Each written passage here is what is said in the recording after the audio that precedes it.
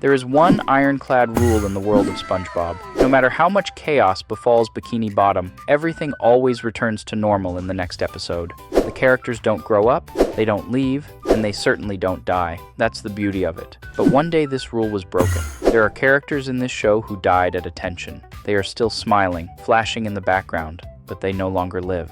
Since their debut, Superman and Bespectacled Man have been more than just superheroes. They were half forgotten pensioners from Cozy Sockley, part of the time defenders of the truth, and part of the time victims of senility. But to SpongeBob and Patrick, they were everything. They created a whole mythology of the show. Each of their appearances hinted that there was a vast, adventurous world beyond Bikini Bottom. They were supposed to be outdated jokes, but there was some magic in their fatigue, forgetfulness, and stubbornness. They were cool not in spite of their flaws, but because of them.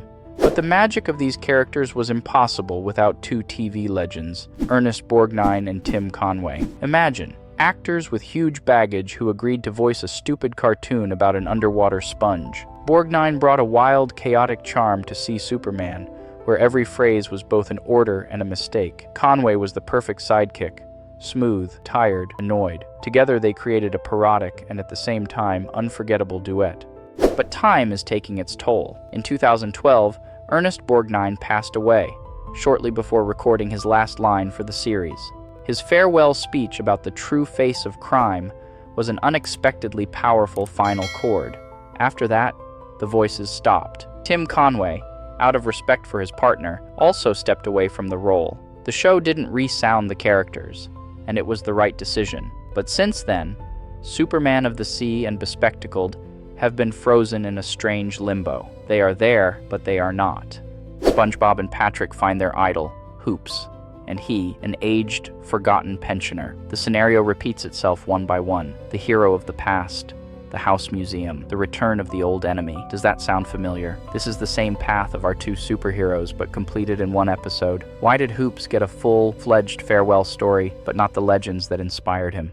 I understand that oversounding would be blasphemy, but even without the voices, they could have been given a decent ending, a quiet episode. By closing this chapter, it would be possible to create a space for a real tribute to memory. Then all subsequent references would be not just a hint, but a respectful bow. But that doesn't mean there aren't any, because in the replays, they're still fighting crime. For an entire generation, they were the first to show that old age and courage can live in one body. They taught us that even if your powers have rusted through, the very fact that you appear is already a feat. Thank you, Ernest Borgnine. Thank you, Tim Conway. After all, if SpongeBob has taught us anything, it's that if something disappears, it doesn't mean it's gone. It just hides where no one is looking.